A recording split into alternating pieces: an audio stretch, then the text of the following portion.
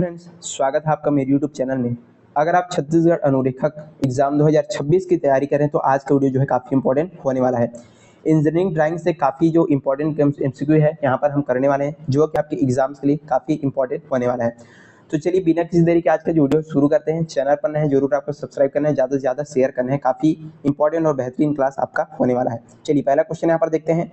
Engineering drawing में सबसे कठोर ग्रेड की पेंसिल निम्नलिखित में से कौन सी यहाँ पर पूछा जा रहा है। ऑप्शन है HB, 9H, 7B या 2H। इसका राइट आंसर क्या हो जाएगा? ऑप्शन नंबर बी यानी कि 9H जो है इसका सही आंसर हो जाएगा। पेंसिल में यहाँ पर H का मतलब क्या होता है? हार्डनेस यानी कठोरता, और B का मतलब होता है ब्लैकनेस यानी कालापन होता है।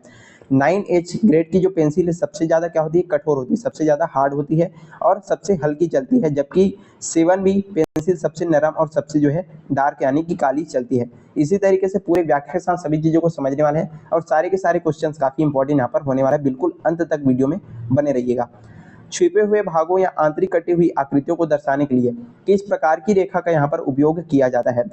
सतत मोटी रेखा, केंद्र रेखा, अदृश्य या डैश रेखा या फिर कर्तन समतल रेखा। जब भी ड्राइंग में हम जो है किसी भी छिपे हुए या आकृतियों को यहाँ पर कटी हुई आकृतियों को दर्शाते हैं तो किस प्रकार की रेखा का उपयोग करते हैं? ऑप्शन नंबर सी यानी कि अदृश्य या डैश रेखा का यहाँ पर उपयोग किया जाता है।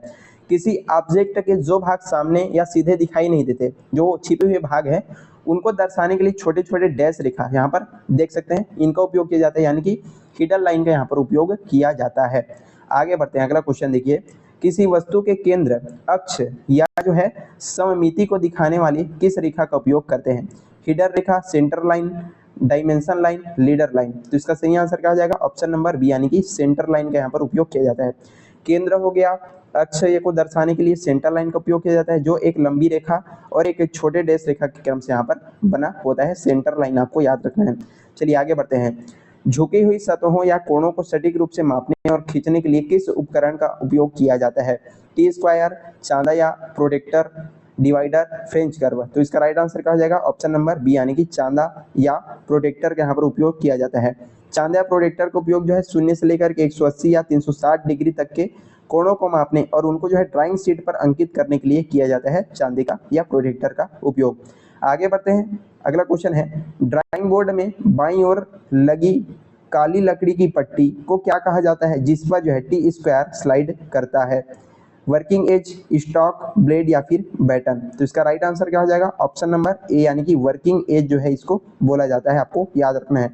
ड्राइंग बोर्ड के ठीक बाईं ओर जो है क्या होता है? एक सीधे आकार की काली लकड़ी की पट्टी लगी होती है और इसी को क्या बोलते हैं? वर्किंग एज या एबोनी एज दोनों बोला जाता है।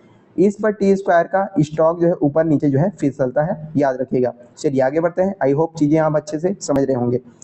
ड्राइंग में जो है किसी वस्तु के वास्तविक आकार को छोटा करके शीट पर दिखाने वाले पैमाने को यहाँ पर क्या बोला जाता है? पूर्णाकार पैमाना, संवर्धन पैमाना, न्यूनीकरण पैमाना या फिर विकर्ण पैमाना। तो इसका सही आंसर क्या हो जाएगा? ऑप्शन नंबर सी यानी कि न्यूनीकरण पैमाना इसको जो है बोला जाता है।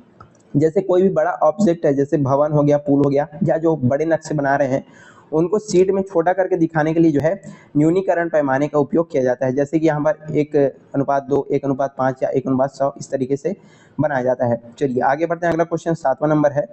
यदि किसी ड्राइंग का रिप्रेजेंटेटिव फ्रैक्शन ठीक 1:1 है तो इसका क्या अर्थ होता है? वस्तु को छोटा करके दिखाया गया है, वस्तु को बड़ा करके दिखाया गया है, वस्तु को उसके वास्तविक आकार में बनाया गया है, या पैमाना गलत है? तो इसका सही आंसर क्या हो जाएगा? ऑप्शन नंबर सी जो है इसका सही आंसर हो जाएगा।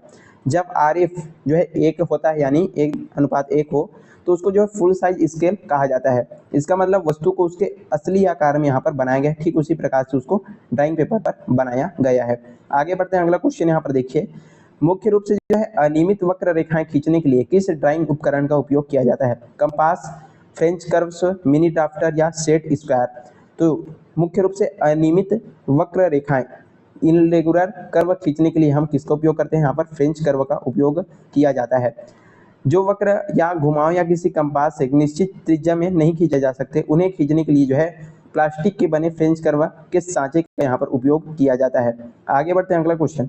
किसी नक्शे या ड्राइंग पर विमाएं दर्शाते समय जो है डायमेंशन लाइन के दोनों सिरों पर क्या बनाया जाता है? वृत्त, तीर के निशान, बिंदु या क्रॉस। तो चलिए बताइए क्या बनाया जाता है? इसका राइट आंसर हो जाएगा ऑप्शन नंबर बी यानी कि तीर के निशान बनाए जाते हैं।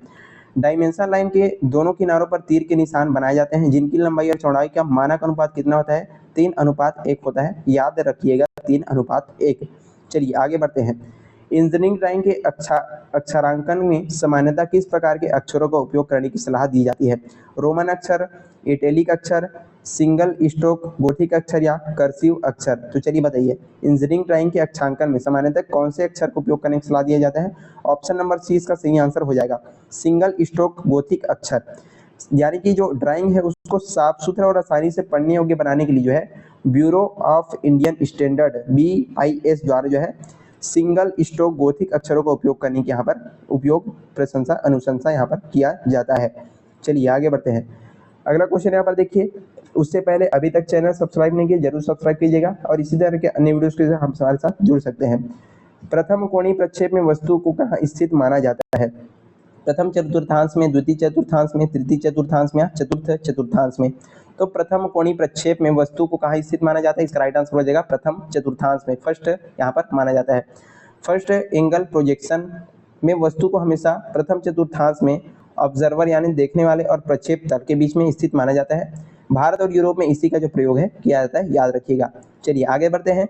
तृतीय कोणीय प्रक्षेप में टॉप व्यू हमेशा कहाँ पर बनता है? फ्रंट व्यू के सामने, फ्रंट व्यू के ऊपर, फ्रंट व्यू के बाईं ओर या फ्रंट व्यू के दाईं ओर? तो इसका राइट आंसर क्या हो जाएगा? ऑप्शन नंबर बी यानी कि फ्रंट व्यू के ऊपर ये जो है बनता है।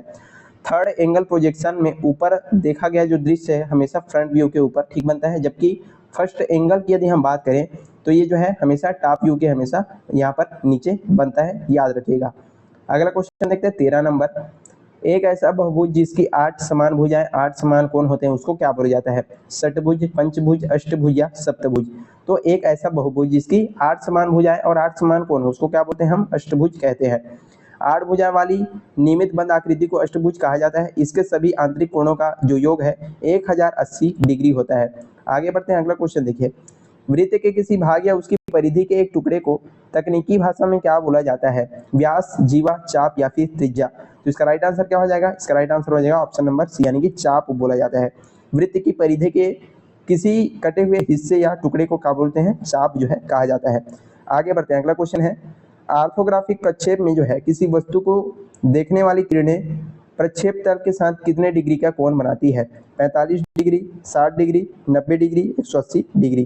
तो इसका सही आंसर हो जाएगा 90 डिग्री जो है इसका सही आंसर हो जाएगा। ऑर्थोग्राफिक प्रक्षेप में दिखने वाली दृष्टि रेखाएं हमेशा प्रक्षेप तल के समानांतर तल के साथ 90 डिग्री का यहाँ पर टकराव करती है। चलिए आगे बढ़ते हैं। ड्राइंग बोर्ड को पीछे से सहारा देने और लकड़ी की पट्टियों को मोड़ने से रोकने के लिए किस भाग का उपयोग किया जाता है? एबोनी, बैटन्स, स्ट्रिप्स या स्क्रू? तो इसका राइट आंसर क्या हो जाएगा? ऑप्शन नंबर बी यानी कि बैटन्स का यहाँ पर उपयोग किया जाता है।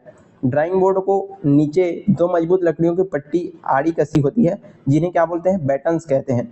ये बोर्ड को मौसम के बदलाव के कारण सिकुड़ने या मुड़ने से क्या करती है? बचाती है। बैटन्स आपको याद रखना है। अगला question, title block drawing sheet के किस कोने पर हमेशा बनाया जाता है?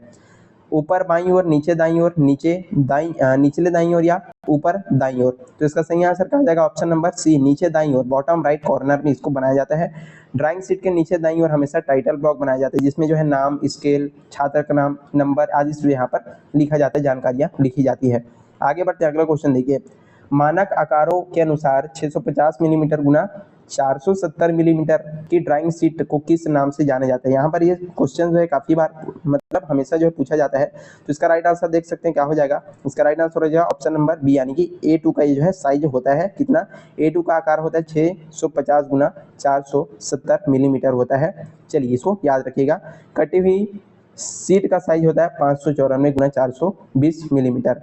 आगे बढ़ते हैं, अगला क्वेश्चन है।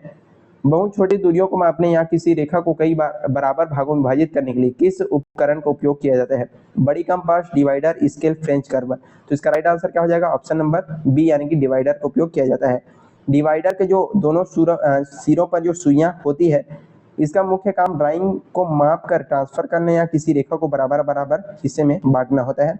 और हमारा लास्ट क्वेश्चन है, आइसोमेट्रिक प्रक्षेप में 3 मुख्य अक्ष एक दूसरे के साथ कितने डिग्री के कोण पर झुके होते हैं? 90, 120, 60 या 150 डिग्री? तो इसका राइट आंसर क्या हो जाएगा? ऑप्शन नंबर बी यानी कि 120 डिग्री।